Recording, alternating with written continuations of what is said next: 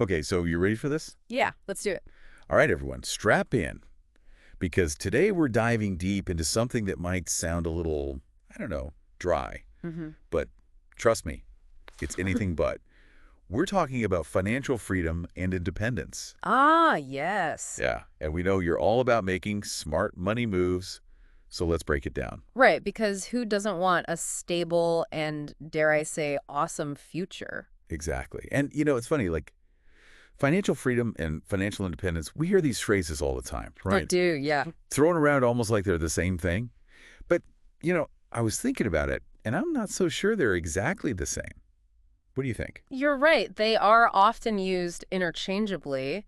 And honestly, it is a subtle difference, but understanding that nuance, I think, is actually really helpful in sort of framing your goals. Okay, I'm intrigued.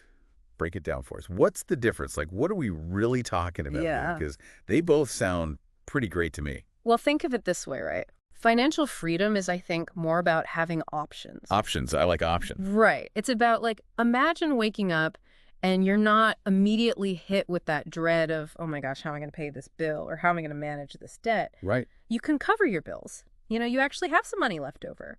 And you can pursue those things that you're passionate about. I like that. Whether that's like, I don't know, travel or that side hustle you've been dreaming of, or even just treating yourself to like an extra shot of espresso in your latte. No judgment here. Okay, it's sold. I'm feeling freer already. But okay, so where does this independence come in? How's that different? So independence, yeah, that sort of takes it up a notch, right? Okay. It's not just about having the choices, but having the resources to make those choices without having to rely on anyone else. Like you're really calling the shots. You're steering your own financial ship, so to speak. Okay, yeah, I can see how that could be really empowering, having that control. But, let's be real for a sec. Like, a lot of people just thinking about managing their money, personal finance, it can be really overwhelming. Yeah. There's so much information out there, so many different opinions. Absolutely. So how do we even start? Like, how do we begin to make those, those good decisions, those informed decisions that lead to this, freedom and independence utopia? You're absolutely right. It's like you can get lost in this sea of financial jargon. And I think people get really intimidated by that. That's right. But the thing to remember is that, building financial security, it's a journey. Okay. It's not a sprint, right? And the Mm. first step is really building that solid foundation. Okay, so what does that foundation look like? Like, are we talking, pouring concrete here? What's the first step? I love that, the building analogy. Yeah. Yeah, concrete's a great visual, actually. So yeah, Uh-huh. imagine your finances like a house that you're building. And the foundation is your budget.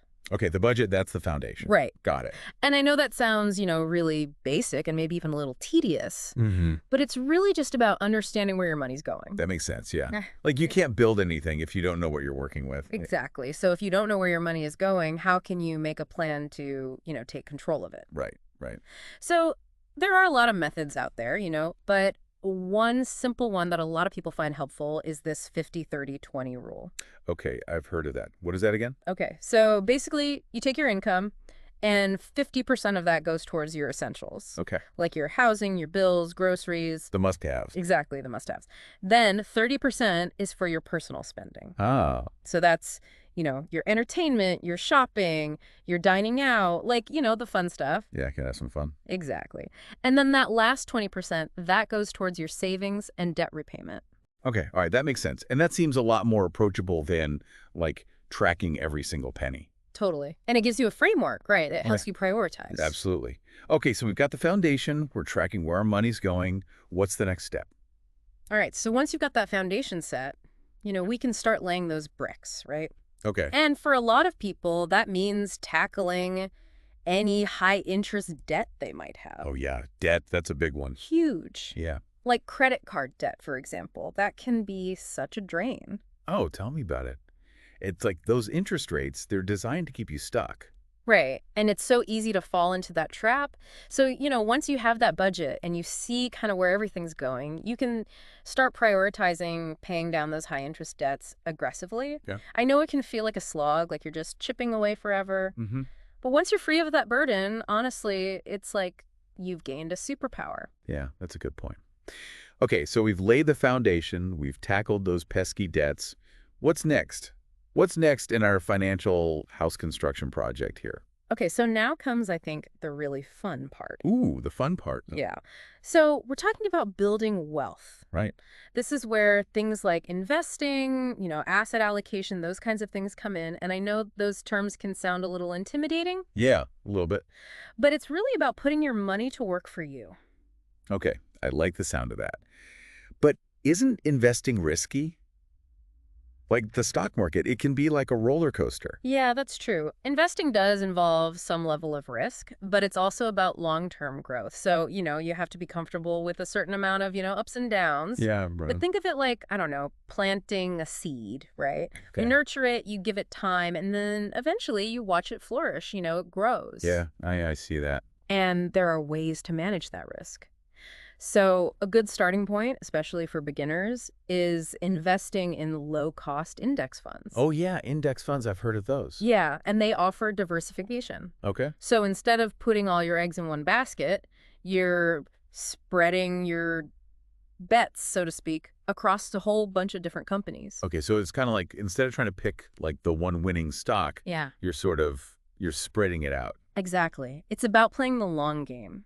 You're taking advantage of this incredible thing called compound interest, Oh, compound interest, yeah. which is like, your money earns interest, but then it earns interest on that interest. Yeah. It's like a snowball effect. Okay, I'm starting to see how all these pieces fit together. Like it's not just about, saving every single penny. Right. It's about like making your money work smarter, not harder. Exactly. It's about strategy. Yeah, and that makes me feel a little less stressed, honestly, Okay. because it feels more manageable. Mm-hmm. So, okay, let's say, our listeners are finishing up their commute. They've listened to our deep dive. Mm-hmm.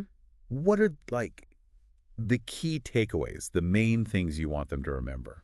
Well, I think the biggest thing is to remember that achieving this, financial freedom, this independence, it's a journey, right? It's a process.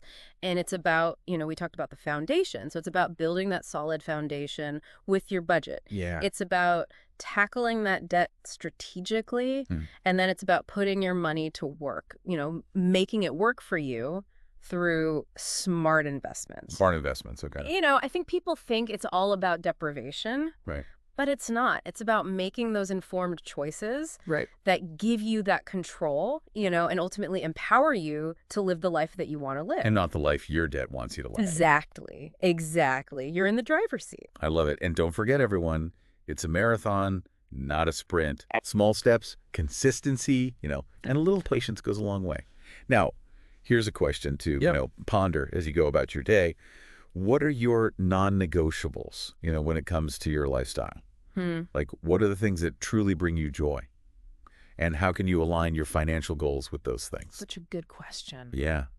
So keep exploring, keep learning, and keep building that financial fortress, everybody. Yes. Until next time, happy diving. Happy diving.